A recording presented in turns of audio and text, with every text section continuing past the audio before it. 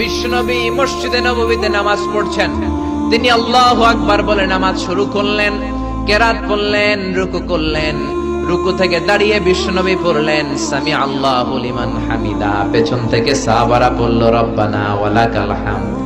এক সাহাবী বাড়িয়ে অতিরিক্ত পড়লেন হামদান কাসীরান তাইয়িবান মুবারাকান ফি, ফিসফিসি আওয়াজে পড়ার কারণে বিশ্বনবীর কানে এটা চলে এসেছে।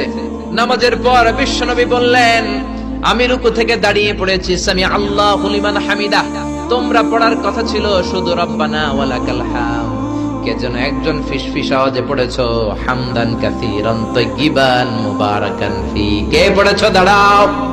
কোন সাহাবী দাঁড়ায় না ভয়ে।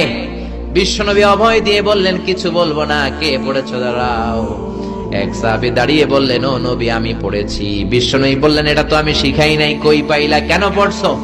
সাহাবী বলে নবী গো, আল্লাহর তাসবিহ অল্প পড়লে আমার পোষায় না, এই জন্য আমি একটু বাড়িয়ে পড়েছি। আল্লাহু আকবার।